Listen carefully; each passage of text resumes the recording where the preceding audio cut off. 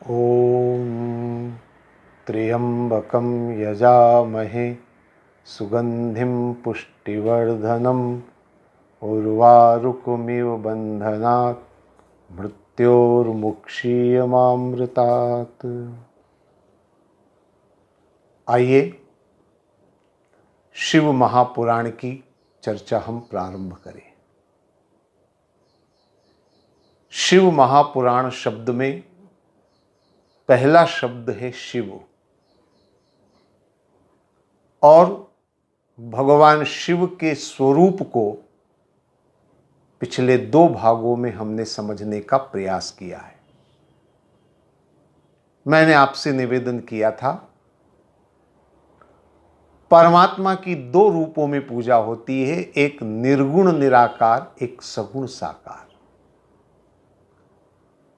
शिवालय में जो शिवलिंग स्थापित होता है वो निर्गुण ब्रह्म का स्वरूप है, क्योंकि उसका जो आकार है वह आत्म स्वरूप है, इसलिए उसे हम निर्गुण निराकार कह सकते हैं। और दूसरा जो भगवान शंकर का स्वरूप हम चित्रों में देखते हैं, मंदिरों में देखते हैं, मूर्तियों में देखते हैं, जिसमें गंगा जटाओं से प्रवाहित हो रही है, जटाओं के बीच में चंद्रमा सुशोभित है, गले में सर्पों की रुद्राक्ष की माला है, त्रिशूल है, डमरू है, ये स्वरूप भगवान का सगुण स्वरूप है। तो इस तरह से हमने भगवान के निर्गुण और सगुण दोनों रूपों को समझने का प्रयास किया। लेकिन जितना स्वरूप को समझना महत्वपूर्ण है, उससे ज्यादा स्वभाव को समझना महत्वपूर्ण है। हमने अभी स्वरूप की चर्चाएं करी है पिछले 2 भागों में। अब भगवान शंकर के स्वभाव की चर्चा हम थोड़ी करें, क्योंकि यह बहुत महत्वपूर्ण है भगवान शंकर के जीवन में स्वभाव। आप सब अच्छी तरह जानते हैं, जब सृष्टि की उत्पत्ति हुई तो सबसे पहले त्रिदेव ने सृष्टि का कार्यभार संभाला। त्रिदेव माने ब्रह्मा, विष्णु और महेश। और ऐसा हमारे धर्म ग्रंथों में माना जाता है कि भगवान ब्रह्मा रचेता है, सृष्टि की रचना का कार्य उन्होंने संभाला। भगवान विष्णु पालनहार है, उन्होंने पालन करने का दायित्व संभाला। और भगवान शंकर मृत्यु के देवताएं, संहार कारक है, उन्हें सृष्टि के संहार का कार्य मिला है। एक सोचने वाली बात है। सीधे शब्दों में कहें तो भगवान शंकर हैं मृत्यु के देवता, और मृत्यु के नाम से हर आदमी घबराता है। सभी जानते हैं अगर जन्म हुआ है तो मृत्यु अनिवार्य है, उसे कोई टाल नहीं सकता। लेकिन फिर भी हम मृत्यु के नाम से घबराते हैं, मृत्यु के नाम से हम डरते हैं, यहां तक कि घर में मौत की बात करना भी अशुभ माना जाता है। तो मृत्यु से हम घबराते हैं। लेकिन एक आश्चर्य की बात है कि मृत्यु से हम घबराते हैं, मृत्यु से हम डरते हैं, लेकिन मृत्यु के जो देवता हैं उनकी दुनिया में सबसे ज्यादा पूजा होती है। जितनी भगवान विष्णु की नहीं होती है, उससे ज्यादा पूजा भगवान शंकर की होती है। और ब्रह्मा जी की तो केवल एक पुष्कर का मंदिर शास्त्रों के अनुसार माना जाता है ब्रह्मा जी का, बाकी तो कहीं कोई मंदिर पूजा देखने को नहीं मिलती। तो जब हम मृत्यु से डरते हैं तो फिर भगवान शंकर की सर्वाधिक पूजा क्यों होती है? उसका एक कारण जो मैं समझ पाया हूं वो ये है कि भगवान शंकर का स्वभाव। आपने सबने सुना होगा, भगवान शंकर बड़े भोले हैं, इसलिए उनका एक नाम भोलेनाथ पड़ गया। बहुत भोले हैं, और उनका भोलापन झलकता है इस बात से कि जब भी किसी ने उनसे वरदान मांगा, तुरंत उन्होंने उसे वो वरदान दे दिया। आप अगर धर्म ग्रंथों को उठा करके देखें तो सबसे ज्यादा वरदान देने वाला अगर कोई देवी देवता है तो वह है भगवान शंकर। भगवान शंकर की जब भी कोई तपस्या करता है वो वरदान जरूर पा लेता है। अब इसमें एक बात और है, भगवान शंकर कभी भेदभाव भी नहीं करते कि तपस्या करने वाला उच्च है कि निम्न है। देवताओं ने भी भगवान शंकर की तपस्या करके वरदान पाया, मनुष्यों ने भी भगवान शंकर की तपस्या करके वरदान पाया, और असुरों ने भी भगवान शंकर की तपस्या करके वरदान पाया, क्योंकि बहुत भोले हैं। कोई भी चला जाए उनके पास वो वरदान देते, वो खाली हाथ नहीं भेजते। ये इनके स्वभाव की सबसे बड़ी विशेषता है। उनका भोलापन इतना है कि वो आंख मूंद करके वरदान दे देते। लेकिन भगवान शंकर का यह स्वभाव सृष्टि के लिए जितना लाभदायक रहा है उतना ही सृष्टि के लिए नुकसानदेह भी रहा है। आप शास्त्रों को उठा करके देखें, भगवान शंकर से वरदान पाने वाले असुरों ने सृष्टि के अंदर अत्याचार किए, सृष्टि के अंदर अपने व्यवहार से, अपने आचरण से सृष्टि में त्राही त्राही मचा दी, नरसंहार किए, और सारी सृष्टि के लोग इससे आतंकित हुए। तो मन में एक सवाल पैदा होता है कि भगवान शंकर इन दुष्टों दुराचारियों को वरदान क्यों देते? हां, देवताओं को, सज्जनों को, सात्विक जनों को आशीर्वाद दें, बड़ी अच्छी बात है। लेकिन दुष्टों को, दुराचारियों को, अत्याचारियों को, आतताइयों को, असुरों को वरदान भगवान शंकर क्यों देते? और कभी कभी तो ऐसा भी हुआ है कि भगवान शंकर से वरदान पाकर के दुनिया के लोग ही नहीं, स्वयं भगवान शंकर भी दुखी हुए। स्वयं भगवान शंकर को भी मुसीबतें झेलनी पड़ी। आप लोगों ने भस्मासुर का नाम सुना होगा। भस्मासुर की कथा विख्यात है, मुझे ज्यादा कुछ बताने की जरूरत नहीं है। भस्मासुर ने भगवान शंकर से वरदान पाया, मैं जिसके सर पर हाथ रख दूं वो भस्म हो जाए, और वरदान भगवान शंकर ने दिया, और वरदान दे करके भगवान तो प्रसन्न। लेकिन भस्मासुर ने सोचा, देख तो लूं कि मेरा ये जो वरदान मुझे मिला है वास्तव में ये कारगर है कि नहीं है, और वो भगवान शंकर पर ही हाथ रखने चला। और वरदान देने वाले भगवान शंकर भागते रहे अपने प्राण बचाने के लिए। यानी वरदान देकर के स्वयं भी संकट मोल लेते हैं और समाज को, दुनिया को भी संकट में डाल देते हैं। आखिर ऐसे वरदान क्यों देते हैं भगवान शंकर? क्या आवश्यकता है इन दुष्ट दुराचारियों को वरदान देने की? स्वभाव को लेकर के जब बात चलती है तो इस बात पर विचार मन में आता है कि भगवान शंकर वरदान देते समय सुपात्र और कुपात्र का विचार क्यों नहीं करते? जबकि हमारे धर्मशास्त्रों में कई जगह वर्णन आता है कि जब भी कुछ दिया जाए, दान दिया जाए, चाहे वो ज्ञान का दान हो, चाहे वो वरदान हो, चाहे द्रव्य दान हो, किसी भी तरह का जब हम किसी को दान देते हैं तो सुपात्र और कुपात्र का विचार जरूर करना चाहिए। सुपात्र को दान दिया जाना चाहिए, कुपात्र को दान नहीं देना चाहिए। चाहे वो सामान्य से दान, छोटा सा द्रव्य दान भी क्यों ना हो। हम किसी को 5-10 रुपए का दान कर रहे हैं कि ये भूखा ना रह जाए, और कई बार हम देखते हैं कि वही आदमी शाम को बोतल पकड़ करके दारू पी करके हंगामा कर रहा है। तो दान हमेशा सुपात्र को देना चाहिए। यह आम व्यक्ति समझता है, तो देवादि देव भगवान शंकर क्यों नहीं समझते हैं कि वरदान सुपात्र को दूं, कुपात्र को न दूं।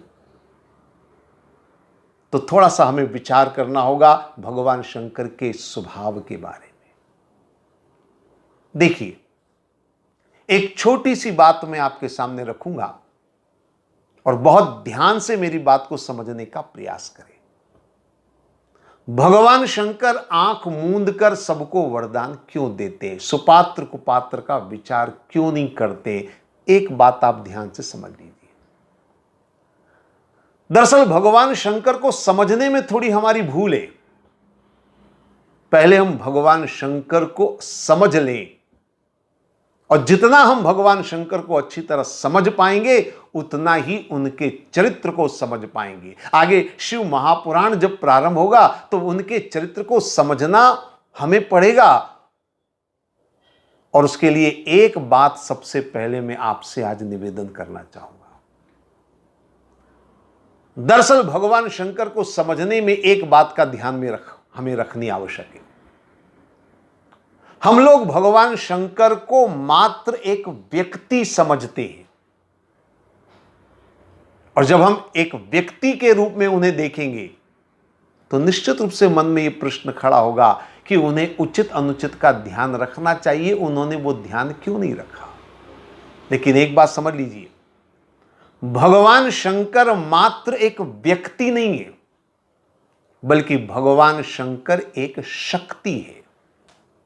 यह अंतर अच्छी तरह समझ लीजिए, व्यक्ति और शक्ति का अंतर। भगवान शंकर मात्र व्यक्ति नहीं है, बल्कि भगवान शंकर एक शक्ति है। और याद रखिए, अनुचित उचित का विचार, लाभ और हानि का विचार, सुपात्र या कुपात्र का विचार व्यक्ति कर सकता है, शक्ति कभी नहीं कर सकती। क्योंकि व्यक्ति के अंतर मन में दया, प्रेम, करुणा, वात्सल्य है, और जिसके अंदर दया, प्रेम, करुणा, वात्सल्य जैसे गुण हैं, वो विचार करता है इसका लाभ किसको मिलेगा, इससे हानि क्या होगी। ये विचार सारे इसी से उत्पन्न होते हैं। और मनुष्य के अंदर, व्यक्ति के अंदर दया, प्रेम, करुणा होता है। शक्ति के अंदर दया, प्रेम, करुणा नहीं हो सकती। जैसे शक्ति के रूप में प्रकृति के पंचभूत, थोड़ा सा इसको समझ लीजिए। अग्नि है, अग्नि में दया, प्रेम, करुणा नहीं हो सकती।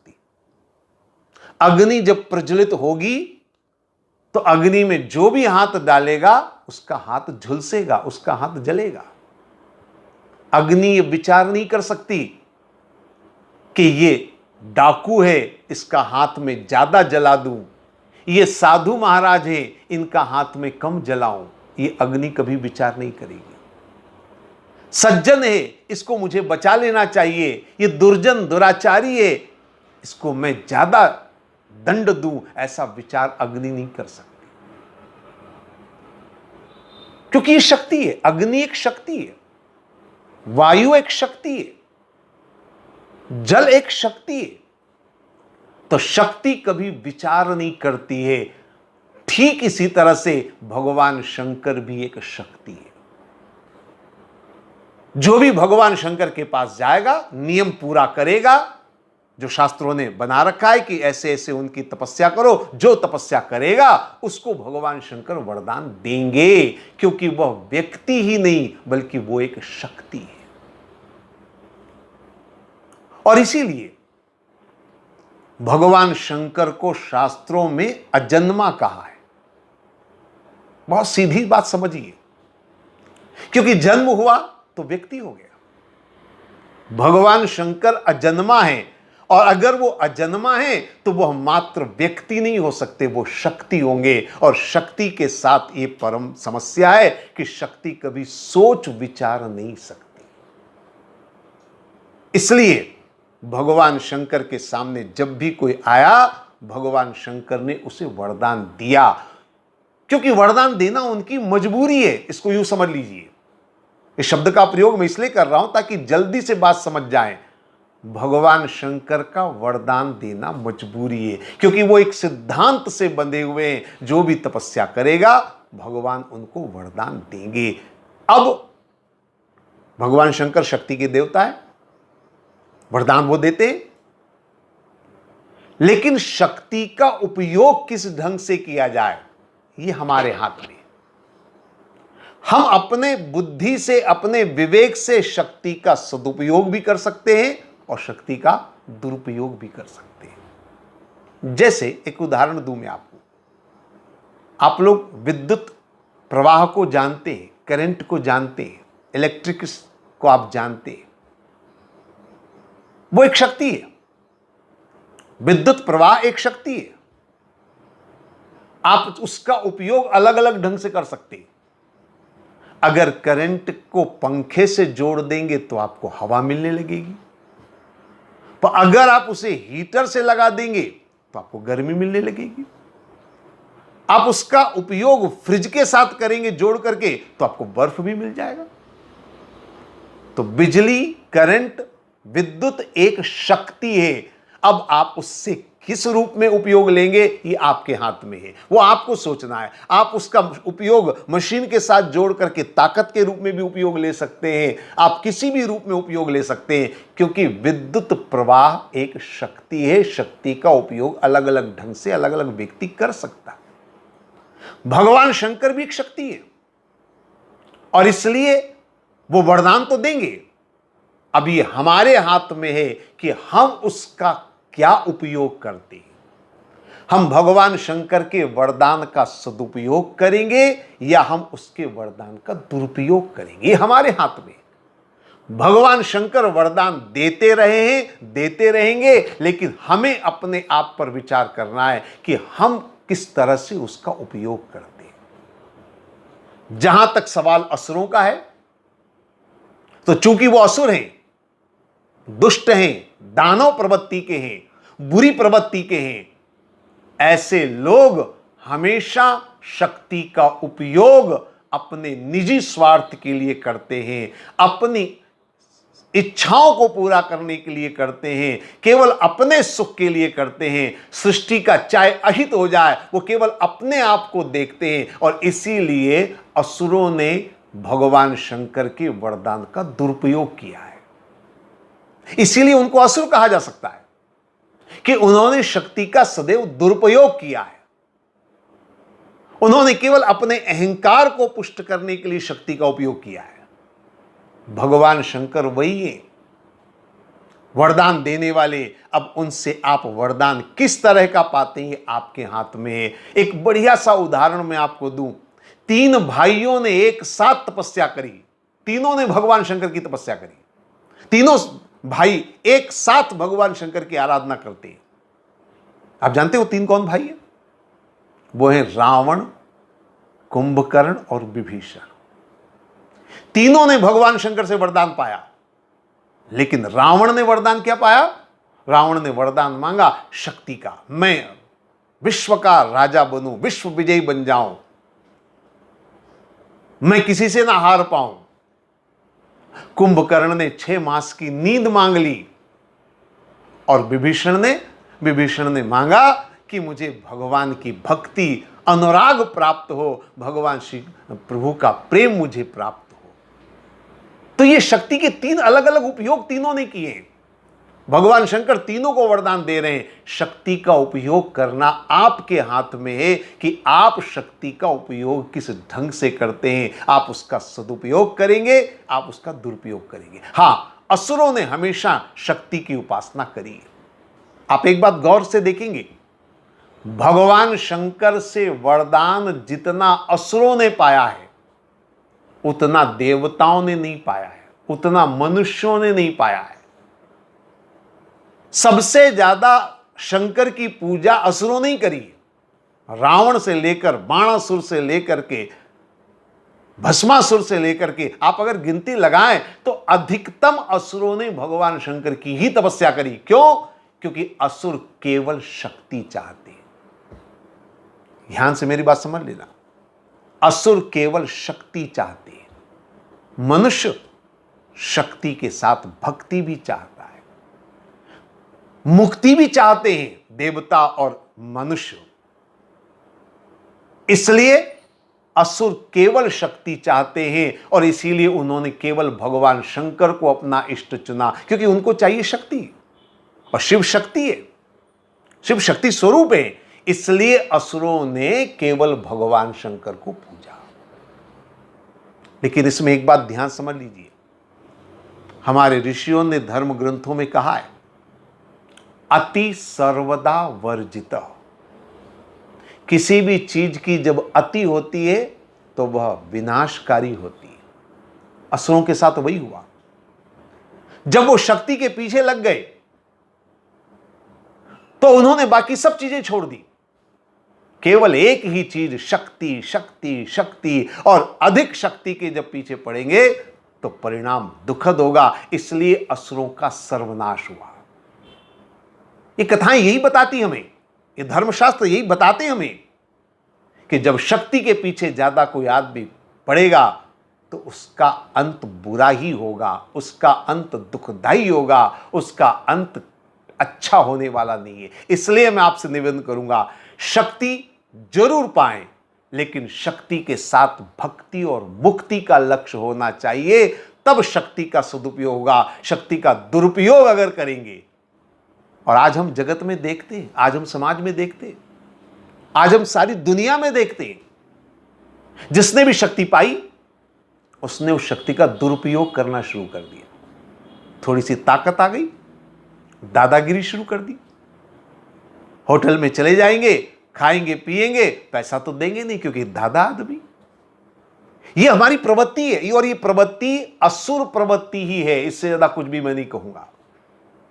आज सारी दुनिया में ये प्रवृत्ति फैल रही है। सारी दुनिया जो है वो शक्ति की होड़ में लगी हुई है। अणु बम, हाइड्रोजन बम, एटम बम, जैविक बम, शक्ति के पीछे भाग रहे हैं, शक्ति को पाने में लगे हुए हैं।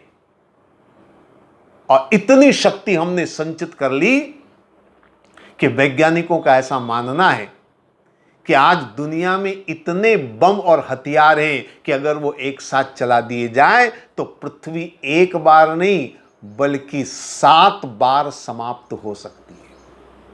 ये हथियारों की दौड़, ये शक्ति की दौड़ विनाश की ओर ले जा रही है सृष्टि को। इसलिए याद रखिए, सृष्टि को विनाश से बचाना है तो शक्ति का सही उपयोग करने की भावना हमारे अंदर होनी चाहिए। शक्ति से हम मानवीय गुण, दया, प्रेम, करुणा, वात्सल्य, इन गुणों को लेकर के आगे बढ़ना है। शक्ति से भक्ति और मुक्ति को पाने का प्रयास करना है। अगर हमने ऐसा प्रयास किया तो हम भगवान शंकर का सही उपयोग कर पाएंगे। भगवान शंकर का दोष नहीं है कि वो क्यों वरदान देते हैं असुरों को। दोष हमारा है कि हम उस शक्ति का उपयोग अपने निजी स्वार्थ के लिए कर रहे हैं, अपने अहंकार को पोषित करने के लिए कर रहे हैं, केवल अपने मैं को बढ़ाने के लिए कर रहे हैं। मैं ये कर लूंगा, मैं वो कर लूंगा, मैं दुनिया पर राज करूंगा, मैं सबसे शक्तिशाली बन जाऊंगा, मैं दुनिया को दिखा दूंगा। ये मैं हमारा भगवान शंकर के वरदान का दुरुपयोग करना सिखा रहा है।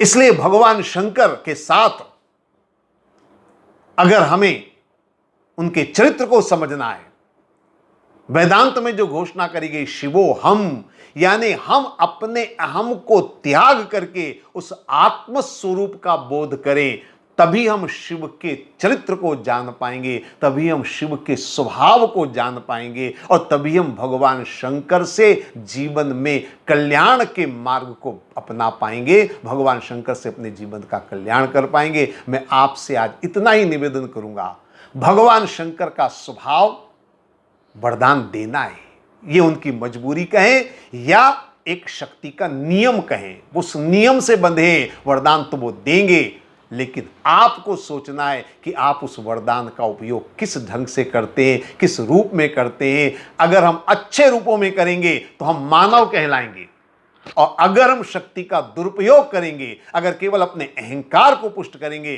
तो मैं निश्चित तौर पर कहूंगा फिर हम मनुष्य के रूप में असुर से ज्यादा कुछ भी नहीं है। इसलिए अगर हम अपने आप को मनुष्य कहलाना चाहते हैं, मनुष्य श्रेणी में अगर अपने आप को रखना चाहते हैं, तो भगवान शंकर के वरदान का सही उपयोग करें और सही दिशा में भगवान शंकर की साधना करें, जीवन का कल्याण करें। बस इतना ही कहूँगा। ओम सर्वे भवन्तु सुखिनः, सर्वे सन्तु निरामया, सर्वे भद्राणि पश्यन्तु, माँ कश्चित् दुःख भाग् भवेत्। ओम शांति शांति शांति। ओम।